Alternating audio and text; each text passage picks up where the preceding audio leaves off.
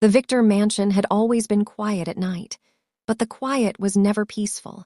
It was the kind of silence that felt like something dangerous was hiding inside the walls. Owen had been back for 3 days. 3 days, and the house already felt different. Servants whispered whenever she walked past.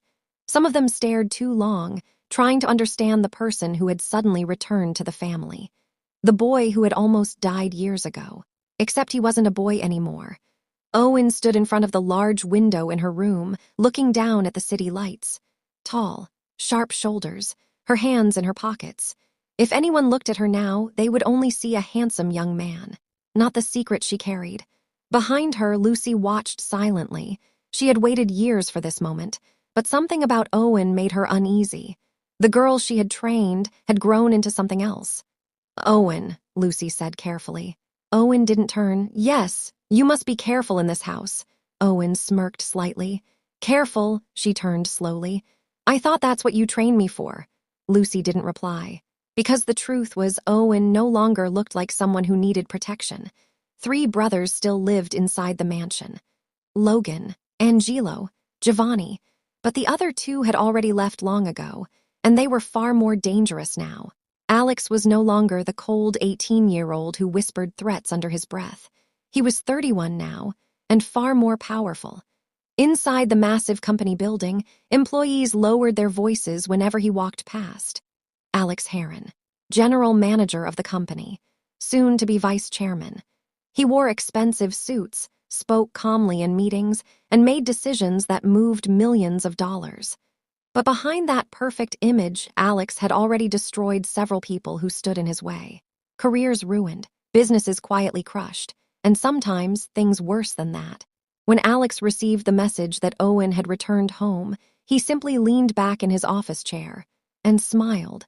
"So the little prince is back." His fingers tapped slowly on the desk. "I wonder, have you grown enough to fight me?" Adrain was different, always had been. While Alex controlled things from the shadows, Adrian enjoyed watching destruction happen slowly. He was 29 now, married, running his own successful businesses.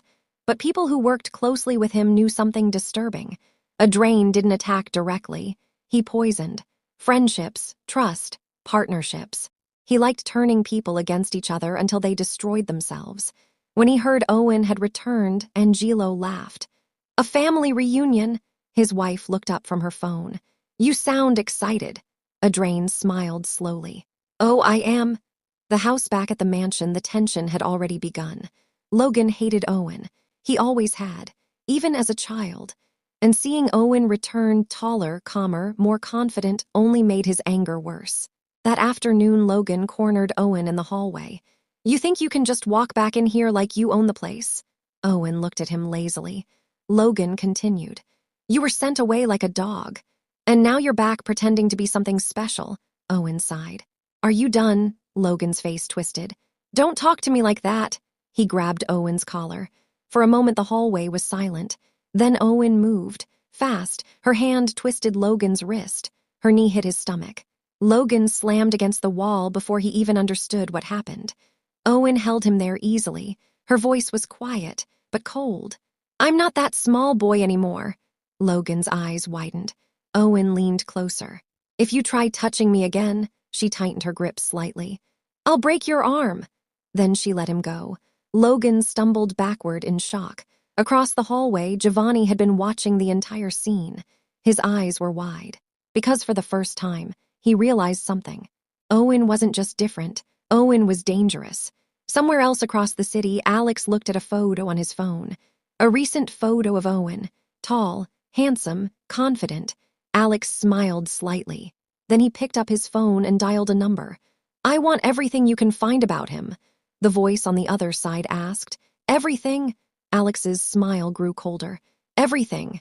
He leaned back in his chair and looked out at the city. The war had already begun, and Alex had no intention of losing. Victor didn't give Owen time to settle. 3 days after she returned, he called her into his office. The large room smelled of leather and expensive cigars. Victor stood near the window with his back to her, hands folded behind him. "You'll be returning to school." Owen leaned against the doorframe lazily. "School? You're still in your final year. Victor turned to face her. And you'll attend the same school as Giovanni. Owen raised an eyebrow but didn't argue. Victor studied her carefully. For a moment, his eyes narrowed slightly. Something about Owen always made him uneasy. The confidence, the way she carried herself, the way she never seemed afraid. Don't cause trouble, Victor said firmly. Owen smirked. No promises. First day the private academy was nothing like Owen expected. Tall buildings, perfect lawns, luxury cars dropping students at the gates. When Owen stepped out of the car, conversations slowly died around her. Students stared, some whispered. It wasn't just because she was new. It was the way she walked. Relaxed, confident, dangerously calm.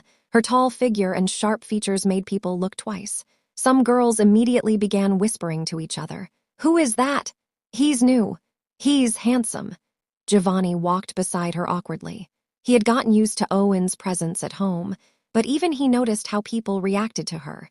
Inside the school building, the whispers only grew louder. When Owen entered the classroom with a teacher, the entire class turned to look. Some students leaned forward curiously, others stared openly. The teacher adjusted her glasses. We have a new student joining us today. She gestured toward Owen. Introduce yourself. Owen looked at the class for a second, then she shrugged slightly. My name is Owen Heron. She paused. That's it. A few students laughed softly. The teacher blinked, slightly amused. All right. She pointed toward an empty seat. You can sit there. Owen followed the direction and sat down. The boy beside her shifted uncomfortably. His expression looked calm, but there was something cold in his eyes. This was Dylan, one of the famous twins in the school. He glanced at Owen briefly, then looked away. Across the room, several girls stared excitedly. One whispered, another one to crush on. Another replied, first Drake, then Dylan, and now him. The class was already known for the twin brothers. Drake and Dylan, the most popular boys in school, identical faces, but completely different personalities. And now Owen had unknowingly taken a seat beside one of them. The first few weeks were exhausting, not because of school. Because of the girls, they followed Owen everywhere, in the hallway, in the cafeteria, even outside the classrooms. When she tried to eat lunch, several girls would sit nearby pretending not to stare. Some whispered, some giggled, some openly watched her. Owen sighed one afternoon, poking her food with a fork. I can feel them staring. Giovanni glanced behind them nervously. 3 girls quickly looked away. They like you, Giovanni said quietly. Owen groaned. She leaned back in the chair. Back when she lived abroad, she flirted with girls easily. But that was different. That was part of the act. Now she just wanted peace. But everywhere she went, someone was watching, peeking, following, whispering. It was becoming unbearable. One evening, Owen finally escaped. Classes had ended. Most students were heading home or to their clubs. Owen walked toward the quiet side of the campus until she reached the swimming pool. The place was empty, perfect. She stepped closer to the edge and looked down at the clear blue water. For the first time that day, there was silence. Owen exhaled slowly. Her thoughts drifted. The mansion, her brothers, Alex, the coming war, everything felt like a storm waiting to explode. She stared at her reflection in the water. Then suddenly, a voice whispered right behind her ear. So you're the new one? Owen jumped in shock. Her foot slipped. And the next second, she fell straight into the pool. Cold water swallowed her instantly. Owen panicked. She couldn't swim. Her arms struggled wildly as she sank. Then suddenly, a pair of strong arms grabbed her. Someone pulled her up through the water. Owen gasped as her head broke the surface. The boy holding her was already standing in the pool, water dripping from his hair. His face was strikingly handsome, but his eyes cold, very cold.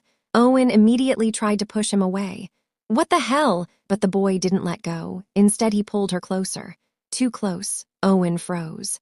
The boy leaned near her ear and whispered something so quietly only she could hear. Owen's body went completely still. Her eyes widened in shock. The boy released her slowly and stepped back. Water rippled around them. Owen stared at him, frozen. Because whatever he had whispered, it wasn't normal. And for the first time since returning home, Owen looked truly shaken.